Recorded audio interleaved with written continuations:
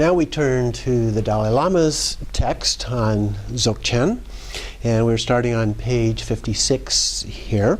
He begins with a little bit of background information related to the special teaching of the wise and glorious king as the subject of this section, which was a commentary on the three vital statements by Garab Dorje. The commentary is by Patrul Rinpoche, and then he goes on and cites the root text and then concludes by going back and doing a commentary on the root text. So in the beginning he mentions here that there is no division between theory and practice in terms of the Buddhist point of view, that the practice and the theory are essentially the same. Yet he says there can be different points of emphasis that are stressed as we do this. And in this particular case, he goes on then to discuss a little bit about the way differences in how these are presented, and he mentions the dohas, or experiential songs of the Mahasiddhas. And here they spontaneously express their direct experience through these songs or verses. These were done by a variety of great masters and different lineages, and some of their works emphasize the theoretical perspective as a part of that. In this case, the text by Patrul Rinpoche belongs to this category, this spontaneous experiential genre of teachings. And extremely learned and an incredible bodhisattva, Patrul Rinpoche has always maintained a very humble profile, he writes. And so then he goes on to the root text here on page 58. Herein is contained the special teaching of the wise and glorious king, together with its commentary. Homage to the master. The view is Longchen Rabjam, infinite vast expanse. Meditation is Khyentse Odzer, rays of wisdom and love. Action is Gawe Nugyo, that of the Bodhisattvas. One who practices in such a way may well attain enlightenment in this very life. And even if not, what happiness, what joy. So even if things don't go so well in terms of enlightenment, at least you have this happiness and joy. As for the view, Longchen Rabjam, the three words hit the vital point. So now he then breaks this down into those three. So the first one, first relax and release your mind, neither scattered nor concentrated, without thoughts. While resting in this even state at ease, suddenly let out a mind-shattering pit. And this is the emphasis that is used by Patrul Rinpoche in the Dzogchen practices. So anytime your mind gets distracted or caught up, you shout out pit to create a gap, to break this up. Fierce, forceful, and abrupt, amazing. There is nothing there, transfixed in wonder, struck by wonder, and yet all is transparent and clear, fresh, pure, and sudden, so beyond description. Recognize this as the pure awareness of Dharmakaya. The first vital point is introducing directly the face of Rigpa in itself. So he comments then, this is the commentary by the Dalai Lama, so this text discusses the view in a sense of decisiveness. And so number 2 here, then the second statement, focus, then whether in a state of movement or stillness, of anger or attachment, happiness or sorrow, all the time in any situation, recognize that Dharmakaya you recognized before, and mother and child clear light, already acquainted, will reunite. Rest in the aspect of awareness beyond all description, stillness and bliss, clarity and thinking, disrupt them again and again, suddenly striking with the syllable of the skillful means and wisdom, with no difference between meditation and post-meditation, no division between sessions and breaks. Always remain in this indivisible state, but until stability is attained, it is vital to meditate away from all distractions and busyness, dividing the practice into proper meditation sessions. All the time, in any situation, abide by the flow of what is just Dharmakaya. Decide with the absolute conviction that there is nothing other than this. The second vital point is decide upon one thing and one thing only. So then he continues with the third vital point. At that point, whether attachment or aversion, happiness or sorrow, all momentary thoughts, each and every one, upon recognition, leave not a trace behind. For recognize the Dharmakaya in which they are freed, and just as writing vanishes on water, arising and liberation become natural and continuous. And whatever arises is food for bare Rigpa emptiness. Whatever stirs in the mind is the inner power of Dharmakaya King. Leaving no trace and innately pure, what joy! The way things arise may be the same as before, but the difference lies in the way they are liberated. That's the key. Without this, meditation is but a path of delusion. With it, even without meditating, there's the state of Dharmakaya. The third vital point is confidence directly in the liberation of arising thoughts. So then he goes on and cites the colophon and the historical context for this. And then he goes back to the very beginning of the text and begins his commentary. So the commentary, then he recites again the beginning part of the text and refers to homage to the master. And so he's talking here about the importance of the connection with the master, and that crucial importance, especially in the practice of Dzogchen. So the master basically embodies all of the sources of refuge. And he cites here from the text, now for the main subject, if you take practice to heart, while recognizing that the root and lineage masters are all inseparable from the true nature of your mind, this embodies the actual practice of view, meditation, and action. So view, meditation, and action are explained here by relating them to the meaning of the root and lineage masters' names. So there's a strong connection here between them. And so here Patrul Rinpoche uses the names of his lamas to explain the 3 points of the view, meditation, and action. So Longchen Rabjam is one of those, Jigme Lingpa, Khyentse Ozer, and Galway Nyugyu. So here, in the first case, the view is Longchen Rabjam, infinite vast expanse. So he's making the connection between Longchenpa and this infinite vast expanse.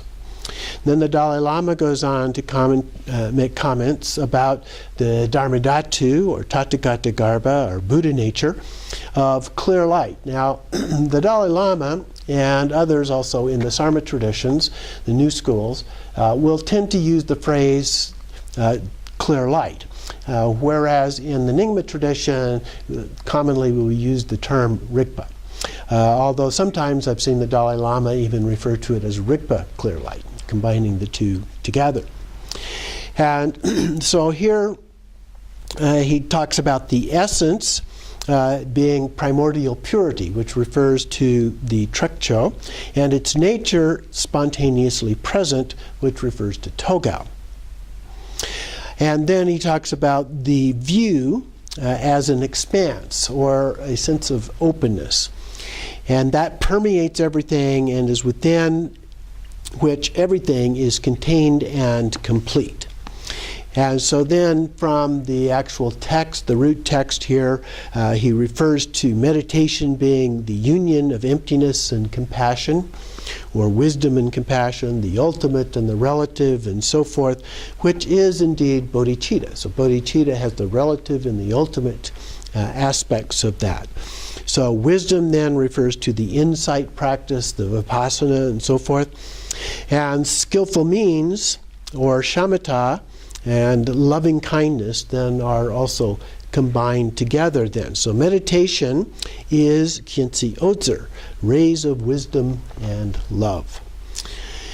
And so this automatically arises as compassion. Now in the Dzogchen tradition, Unlike some of the other approaches, Mahayana, for example, we do a lot of practices specifically oriented towards the compassion, loving kindness, and so forth. The four immeasurables would be one set of practices. Tonglen is another practice we would do, or various other practices, the 31 practices, or 37 practices, excuse me, of the Bodhisattvas, and so forth, or the 6 perfections. And so here says action is Galway Nugyo, that of the Bodhisattvas. So he's making again that connection there. And then he goes on to say from the root text, one who practices in such a way, those who are able to seclude themselves in an isolated retreat, put aside worldly cares and activities of this life, and practice single-mindedly will gain liberation. So may well attain enlightenment in this very life. However, even if that doesn't happen, he says it will transform life's difficulties into the path, and we will have less hope and fear as a part of that. So happiness from one life then transforms into the next life, so it carries on from life to life. So even if we don't attain realization or enlightenment in this lifetime, in the next lifetime we will still experience a sense of happiness. And so he says, even if not, what happiness, what joy. And so now he goes into the specific commentary on the 3 vital points. So he begins with the first one, introducing directly the face of Rigpa in itself, the bottom of page 64, top of page 65. So in this, Rigpa is introduced, and we have the dissolution of conceptual mind. So this is mind's true nature. In order to allow these gross discursive thoughts to settle and clear, first relax and release your mind. We've talked about this many times in different sources. The first thing is just to relax and let go and let be. And that is the basic meditation practice, if you will, in the Dzogchen Trekcho tradition. So the view is self-arising Rigpa, and it is difficult at the beginning. Many positive and negative thoughts tend to arise. So now, as long as these thoughts bind the mind, Rigpa cannot be laid bare in all of its nakedness. So the extent to which we get caught up in these thoughts that arise, that's where we're unable to lay bare this nakedness of Rigpa, if you will, its true essence. And so we have to let go, we have to let that be, and by doing that, we go back to that gap that is created from the pain. And then we begin to be aware of that, and then when thoughts arise, as we get into the second point here in a moment, as those thoughts arise and then dissolve, we don't get caught up in those. So leave your own mind relaxed and uncontrived. It itself is wisdom of clear light. And so clear light here, the meaning of that, it's not like a transparent light bulb. But what we're talking about here, the clear part is that clear? Is there a clear understanding? And the light part refers more to a sense of luminosity, of knowing. So we have a clear understanding is what that really refers to. But through a direct experience. It's not a conceptual understanding, but through a direct experience of that. So without thoughts. So on the top of page 66 here, this self-arising Rigpa is already present within us. This is our genuine nature. So rest in this even state at ease. But you will experience the taste of bliss, clarity, and states of non-conceptuality. And these can create obstacles for us. These, when they become concepts, when we get caught up in them, we recognize them, we follow them, or we try to achieve a state of bliss, for example, those kinds of things, those will become obstacles for us in the practice. So the way we free ourselves from those is We shout that out, and that creates a momentary, at least, blank space in between those thoughts. So the thoughts then dissolve, and we have this momentary blank space where eventually it becomes expanded until something else arises. And so that approach is the recommendation of Patrul Rinpoche in dealing with these things, and whenever we get caught up in them. That's his approach to doing that. And so suddenly startling your mind creates this gap. Then there's nothing there, at least in that gap. It is a little difficult to explain what is being indicated here, but think of it in this way. The continuous experience of mind as alaya, the basis of all ordinary experience, is cut through with the sharp edge of rigpa. Now, here I need to point out a little bit a variance in the way that this is understood philosophically and psychologically among some of the different lineages within the tradition. Here he's talking about this continuous experience of the mind as alaya, and then cutting through that. Now, normally when we talk about the alaya consciousness, we're talking about the storehouse consciousness. And so the alaya consciousness is being referred to as the place where the seeds of all of our experience are planted, our actions. And so this is where the seeds of karma are planted, and then based on those as causes and then various other conditions that allow those seeds to then ripen, we will experience those that karma in our lifetime.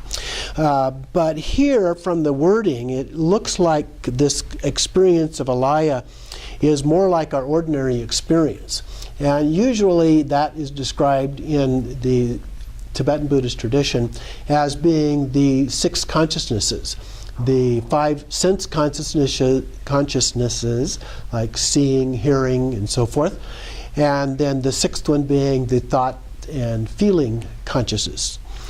And so the alaya consciousness is then usually considered to be a 7th form of consciousness, a little bit more like a subconsciousness from a Western point of view.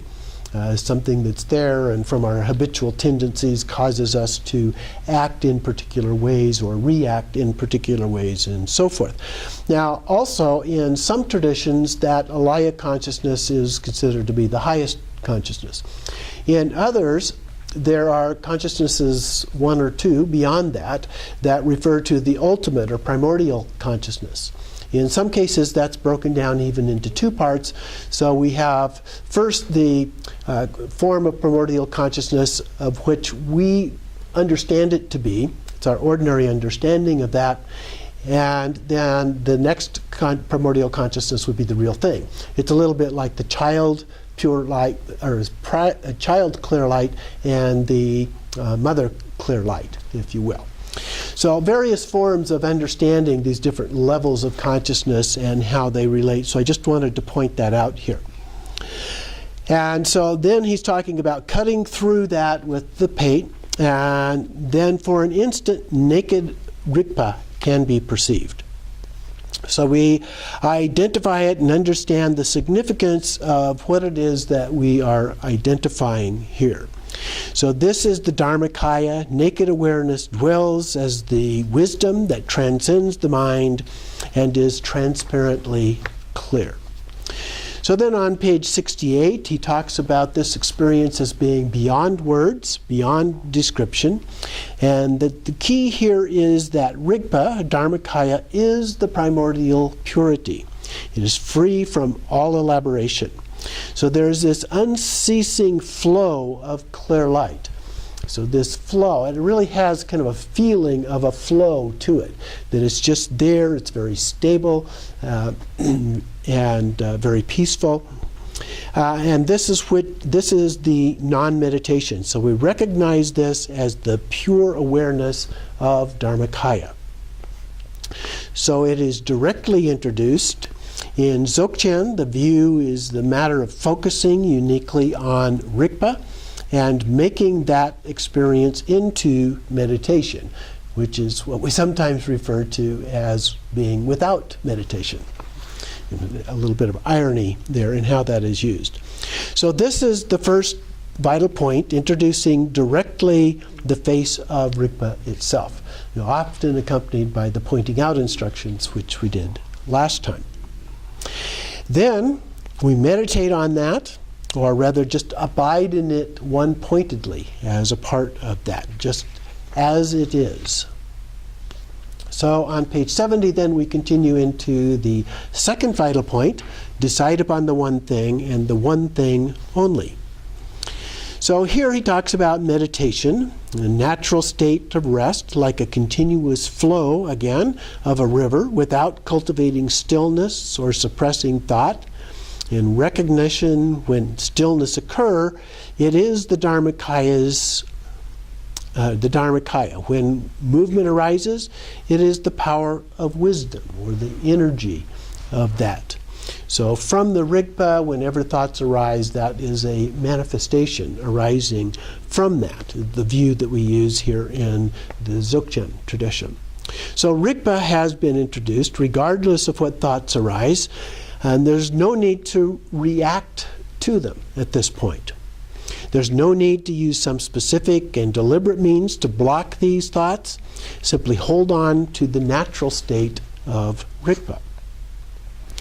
And then on page 71 in the commentary here, the true nature of thoughts and emotions is the very nature of reality, the flow of Dharmakaya. So we begin to recognize that these are not really two different things. Again, like the front and the back of the hand, it's still one hand. They're just two aspects of mind, if you will. And so we have the Rigpa aspect, that's the ability to, or the potential for being able to be aware. So just the pure awareness itself, but then we become aware of things, and that is the manifestation aspect. Again, going back to the mirror analogy here, I think is very helpful. The mirror itself represents the ability to reflect, but the reflection is the actual manifestation of that. And the two then working together create what we think of the mirror and reflection in that mirror. But they really, as we experience it, that's just one thing. It's not two different things. Okay, then never be apart from this supreme state all the time in any situation. So that's our goal. That's what we're trying to achieve, is being in that state continuously. And then recognize that Dharmakaya. On page 72, he says then to just rest in Rigpa, and thoughts will simply vanish on their own. There is an important distinction to be made. Here he begins talking just a little bit about the Madhyamaka point of view. What is refuted is the mind's grasping at things as though they had true existence. So in the Madhyamaka, we talk about the lack of inherent existence, or the lack of true existence that things might have. And so then we have this ignorance. As normal beings, we have this fundamental ignorance that lead to the 12 links of dependent or interdependence and dependent origination. And here, however, we have a different kind of an approach to that in the Dzogchen. The thought or emotion is, in itself is none other than the wisdom of Dharmakaya. So here, this relates more to previous discussions we have had about pure view or sacred outlook, where we see things completely differently rather than trying to transform them in some way or that type of thing. We completely change the way we perceive them. And so this is the clear light of the ground. And Rigpa is introduced earlier by the master as the clear light, and the path of clear light, and we remain in the state where these two, the clear light of the ground and the path, are inseparable and are known as the meeting of the mother and child clear light. So Rigpa is already primordially present. We don't have to create that. We just have to identify it and recognize it, that it already exists. So the ground of being is metaphorically called that reuniting of the mother and child. In some traditions, this is referred to, this reuniting process is referred to as the mother and clear light at the time of death. So we experience, even ordinary people would then experience this at the time of death if they know how to recognize the child clear light, so they have some idea of what the child clear light is, and then at the time of death, when the mother clear light, the actual clear light actually appears, then those two can become one. Now, some traditions say that that actually happens regardless of whether we understand it or recognize it, but the lack of understanding causes us to go on into the bardo state and then be reborn yet once again in samsara. So mother clear light can be also referenced here as the state of emptiness, and child clear light as the mind. So this is yet another way of understanding the mother and child clear light. So always remind yourself of the view and then just rest in that state. Neither accept or reject anything, just rest in the aspect of awareness beyond all description. And then on page 74, he refers to other texts talking about highest yoga tantra. And so here clear light is used to refer to the subtle state of mind that is co-emergent with being itself. In Dzogchen, and we refer to this as the ground Rigpa, for the distinction being made between the ground and the manifestation. The six consciousnesses are Rigpa as energy or effulgent Rigpa. So Dalai Lama uses that term, effulgent Rigpa, quite a bit. So that being the awareness of the manifestations aspect. So recognizing the clear light just as those manifestations. So then bliss, clarity, or non-conceptuality can mask our true nature from the root text part of this. And then again we use the pate to create the gap and recognize that gap. But things like joy, glee, delight, and so forth can become distractions. We can become attached to those sensations and even try to achieve those as a part of our practice, and those become the obscurations to the practice itself, and we use the pate and try to break through that yet again. So Patrul Rinpoche says, when you maintain at all times and all situations this state of Rigpa, then there's no difference between meditation and post-meditation. So those become one. So objects continue to arise outwardly, and mind does not fixate on these objects. Inwardly, we simply rest in the state of Rigpa itself. So as they arise, we notice them, but don't pay attention to them, or at least don't get caught up in them. And then inwardly, we just focus on the state of Rigpa at the same time. So you might say this is a little bit dualistic, and in some ways it is.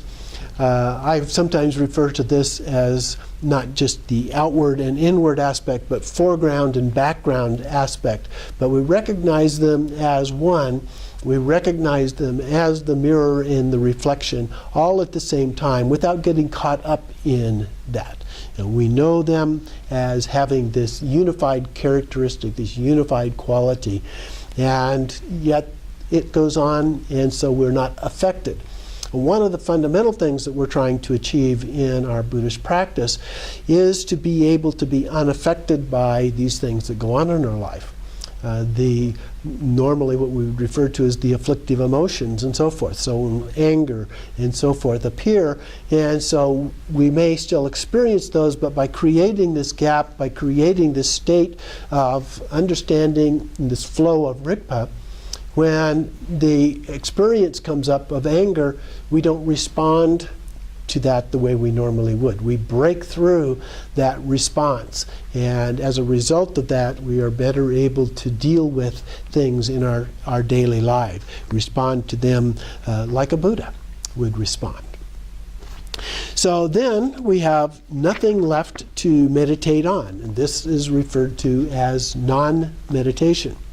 So we remain in this indivisible state, the flow of Dharmakaya, with nothing to meditate on and no one to meditate. There's no even idea of being a subject or object, so neither the subject nor the object are things on which to meditate.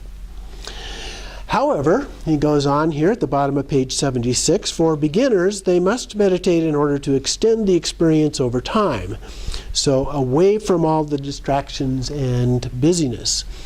So he refers then back to the commentary from Patrul Rinpoche, meditate away from all distractions and busyness.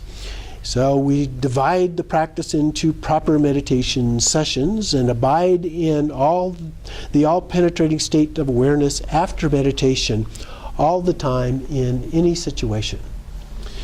So we may need to meditate. If we're not able to do this in the beginning, we need to go somewhere where we are away from the normal distractions that we experience in our lives, and go out in the forest or in a cave somewhere or in our Gampa here when it's quiet, and be able to rest and meditate in that more calm place where we're less likely to be distracted by other kinds of things, and build our practice.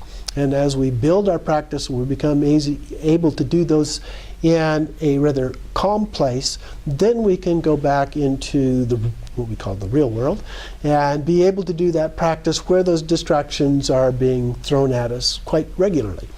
And then we work on being able to remain in that flow state of Rigpa and be able to deal with things in our ordinary life and without being distracted at that time, and still remain focused on the Rigpa as well.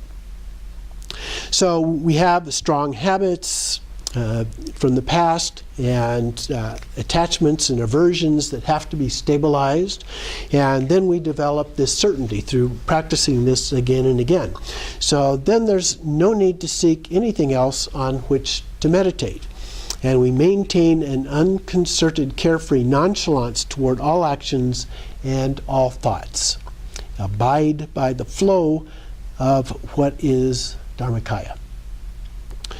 So the flow of Dharmakaya is also termed here to be Samattabhadra. So that's a metaphor, a personification of that. The all-good mind without being beginning or end. So it is an indivisible union of shamatha and vipassana, if you will, or a union of compassion and wisdom, or skillful means and the analytical meditation of special insight. So the ultimate wisdom then is the word empowerment, the fourth empowerment that we refer to, the four empowerments. So we have the vase empowerment, the wisdom, the secret and the wisdom and word empowerment. So this is related to the fourth empowerment, the word empowerment. So we decide on our practice with absolute conviction. We start by coming to a decision and then proceed on the basis of that decision, and then abide in its flow. Now then we come to the third stage, third statement, confidence directly in the liberation of arising thoughts. It's on page 80. If there is not confidence, merely relaxing in the stillness of mind, you will not get beyond the samadhi of the gods. So it's often said that if we don't have the awareness, the Rigpa aspect of this, the luminous emptiness from a Buddha nature point of view, then we get to a point of stillness, but we're like any other animal that lacks the ability to think conceptually in these ways. And if that was the case, then almost all of the lower forms of life would actually be Buddhas in a liberated way, full liberated as full Buddhas, not just have that innate Buddha nature. So we have to be beyond that. It will not stop the karmic formations, nor bring you to the deep confidence of direct certainty. So we need to go beyond just stillness. So this is a test of our power of Rigpa. When things come up, can see whether or not we have a strong understanding and ability, stability in Rigpa or not. So the critical point is to maintain this simultaneous arising and liberation with every thought, so that they leave no trace, like the writing in the water, and never separate from the natural, genuine mindfulness. So by seeing the true nature of the thought nakedly, they leave no trace. That dissolution is the critical point. And so he uses the example of the writing on water, leaving no trace behind. It becomes an unbroken flow of self-arising and self-liberation, just as writing vanishes on water. And then on page 82, thoughts that do arise actually become the path for purifying into their true nature. Arising and liberation become natural and continuous. So the thoughts that arise are tests. They serve as a form of food, if you will, for nourishing and increasing your experience of the naked union of Rigpa and emptiness, or the child and mother clear light. So training in thoughts like this is being the sport of Dharmakaya. I like that expression, the sport of Dharmakaya. So we can lighten up a little bit as we look at this and how this works, and just kind of enjoy recognizing the work involved, or the nature of this as it goes on in our life. So this is the food for bare Rigpa emptiness. The flow of Dharmakaya is the Dharmakaya king, if you will. Do not fall under the influence of thoughts. Maintain your recognition of the true nature of Rigpa. No matter how many thoughts occur, they will arise as the energy of Rigpa, the Dharmakaya king. So then, going back to the commentary of Patrul Rinpoche, thoughts are pure within the expanse of Dharmakaya. That is the wisdom of Rigpa. The clear light is empty. The boundary between stillness and movement falls away, and as a result, nothing that arises ever harms or disturbs your indwelling awareness. So after a while, the rising and falling becomes irrelevant. We recognize that, but we know what's going on, and we're not disturbed by that. Thoughts will still arise in all their variety as they did before, but there is a vital difference: the way they are liberated, which of course is self-liberated. For a Dzogchen yogin, thoughts are liberated in the moment they arise. There's a tradition that he refers to here on page 84. At the beginning, they are liberated upon being recognized, like a meeting of an old friend. So as we recognize that, oh, there's a thought, it is liberated. In the middle, thoughts are liberated by themselves, like a snake uncoiling its own knots. So we don't have to recognize it, it just happens, self-liberated. And then in the end, thoughts are liberated without being either benefit or harm, like a thief breaking into an empty house. There's nothing there, so there's no attachment, no aversion. So those are the three modes of liberation. So that is the way that they are liberated. On the top of 85, labels like emptiness and Dharmakaya are the basic flaw. So when we put labels on things, then we have a form of attachment or aversion in the process of having done that. So liberation on arising, self-liberation, naked liberation, whatever name you give it, itself can become an obstacle. So negative emotions then also become the path. There's no effort, there's nothing to achieve, and nothing left to do. It's just that flow, the state of Dharmakaya. You do not need to make some mental effort to construct something. I'm not trying to create anything here. On page 86, without high view or deep meditation, it is impossible not to be liberated. Impossible not to be liberated. Okay? So if we can let go of those concepts, let go of those labels and so forth. In the same way, stillness, movements, and thoughts all arise now as meditation, and even if you search for real solid delusions, you will not find any. And this alone is the measure to determine whether your practice has hit the mark. Not so. The third vital point is confidence directly in the liberation of rising thoughts. So then he goes to the colophon. Whenever you actually realize wisdom itself directly and in all its nakedness, that is the view of the wisdom Rigpa. One taste. And then on the next page, toward the bottom of the commentary here, or the root text, emptiness dawns as great compassion and infuses you with loving compassion without limits or bias. This is the union of wisdom and love. And the union of wisdom and love, or compassion, is enlightenment. It is Buddhahood. So that is where we're going, and that is what is possible in this lifetime with this practice. So he also then, on down in the commentary, mentions again primordial purity corresponds to the aspect of emptiness, or Trekcho. Spontaneous present corresponds to the aspect of form, or Togao. This is compassion, love, the skillful means, all of those kinds of things. What is ultimate is the fundamental innate mind of clear light.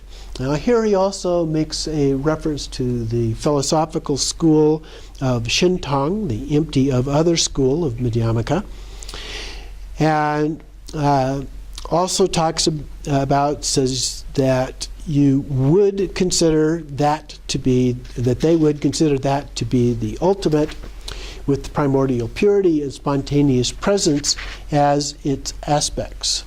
But here, in this uniquely Dzogchen explanation of the two truths, their primordial unity is what is ultimate.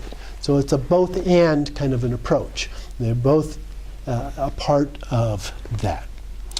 So the term primordial purity, the mind series of the Buddha's teachings, these are in the middle series, of the Buddha's teachings. So this would be the second turning of the wheel of the Buddha, where his teachings on emptiness. And then spontaneous presence relates to the final series, which would be the third turning of the wheel, the Buddha's teachings on Buddha nature. So the Dzogchen, spontaneous presence, or Togao, is only dealt with in the highest teachings. The learned masters have held different opinions on these topics. So these different subjects, particularly the very subtle aspects of the Madhyamaka, we talk about in our course on Madhyamaka, but there are different enlightened masters who have expressed these in slightly different ways. Most of them are fairly subtle differences or nuances in terms of what it is that they are addressing. Sometimes they just have preferences for different labels that they use to try and express what is basically ineffable, beyond our ability to express them. But sometimes those labels can be helpful in the beginning in helping us get there. In other cases, they can be harmful in terms of creating ideas about the way things are that become obstacles. So there are challenges in either way of doing this, and that's the reason that they have differences of opinion about this. So we practice Trekcho, being the primordially pure ground, and Togao, the spontaneously present ground. And these are conventionally termed primordial purity as the inner lucidity of Dharmakaya, or spontaneous presence as the outer lucidity of Sambhogakaya. In the, if you've gone through the Natural Liberation course on Dzogchen. We talked about the Togao practices as being an expression with the visualization aspect. And so that's that Sambhogakaya element there. The key point is the unity of emptiness and compassion directly realized. And he mentions the 6 paramitas. Anything you do will be for the benefit of others. So once we get to this level of realization, particularly the wisdom mind, or the aspect of emptiness, and truly understanding that experientially, then we also spontaneously have this manifestation related to the compassion, this great compassion that is often referred to as how we relate to others. So he said, is it accompanied by the action common to all of the Bodhisattvas? Meditation and action is the very core of enlightened vision of all of the Buddhas. No instruction is greater than this. In Dzogchen, it is the profound and rapid method that is to approach Rigpa as the ground through Rigpa as the energy of that ground. So we use both of those as a way of helping to understand that. That is the treasure of transcendental insight. It is unlike any ordinary kind of worldly treasure. It is the final testament of Garab Dorje. And so he mentions here once again Longjin Ramjam, Jigme Lingpa, Jigme Gawe Nyugyu, and then again returns to Patrul Rinpoche commentary. It would be a pity to teach them to people who do not put them into practice. A pity, too, not to teach them to a person who would cherish these instructions like his or own life, put their essential meaning into practice, and attain Buddhahood in a single lifetime. So on one hand, we don't want to teach these to people who wouldn't care about them, wouldn't put them into practice, but on the other hand, it would be a shame not to teach them to people who would do that and therefore be able to attain enlightenment. The most important thing is for us to practice in our everyday lives with courage, determination, and hope. Religion must reside in us, not simply on our lips. So it's not something that we just talk about. It's something that we live experientially. That is the most important thing. And that concludes the commentary on this text by Patrul Rinpoche, the commentary by the Dalai Lama.